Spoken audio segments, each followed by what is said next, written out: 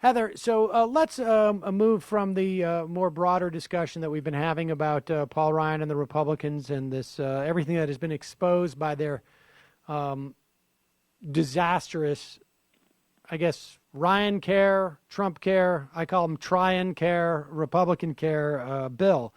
The beginning of this week, the Department of Justice sent out an edict to all of its U.S. attorneys across the country: hand in your resignations. Now, this is not unprecedented, although it was gone about in a rather unprecedented way insofar as they don't seem to have any replacements lined up.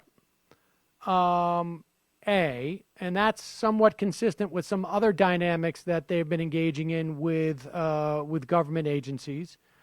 But these are U.S. attorneys. It's not, it's not like it's they handle stuff that even Republicans think are important. It's not just about protecting people's health and safety. It's about putting people in jail, which I think Republicans rather enjoy on some level.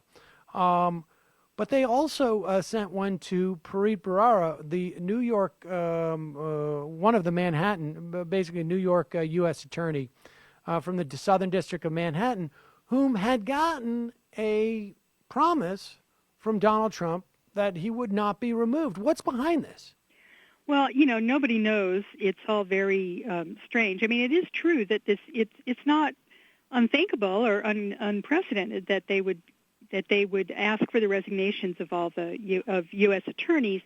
Janet Reno did it when she came in. It was like after 8 years of Reagan, or 12 years, Reagan and Bush, so the U.S. attorneys were all Republicans. But, she didn't say get out, clean out your desk and be out by Friday night. I mean, they were allowed to continue if they had certain cases that were important that they were following, and they were allowed to wait until their replacements were available. It wasn't just this abrupt sort of out-of-nowhere thing. And she didn't just fire the Republicans. It was an across-the-board thing. They just went in with the Obama appointees, all of them. And that this is coming from, I think, their belief that, and this is being, ginned up by the right-wing media, that the government is salted, what do they call it, burrowing, I guess, that it's burrowed with a bunch of Obama people who are sabotaging Donald Trump, and they've got to do a massive purge.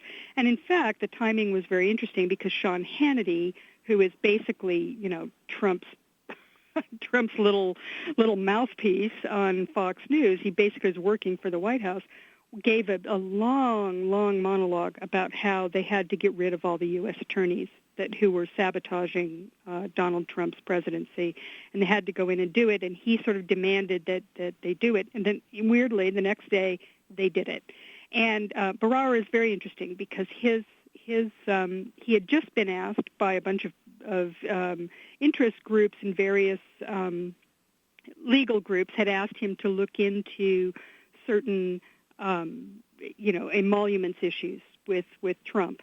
And he was the U.S. attorney who covered Trump Tower, which means the Trump Organization. Nobody knows whether or not he had anything going there, but he did give a very sort of evocative tweet on the day that he was fired, and he said he was fired. He refused to resign.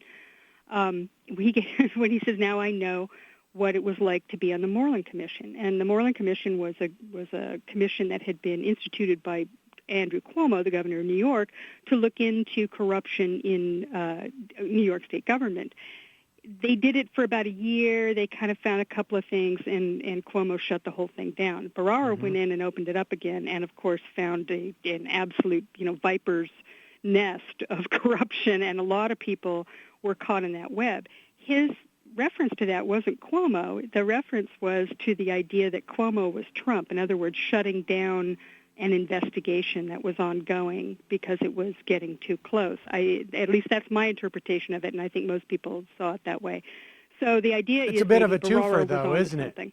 Pardon me? It's a bit of a twofer because Andrew Cuomo was up for re-election in 2018, and I can tell you that that I would be pretty excited to see Andrew Cuomo lose a re-election. because he still, in my estimation, has not been damaged enough in his estimation as a potential Democratic nominee for president.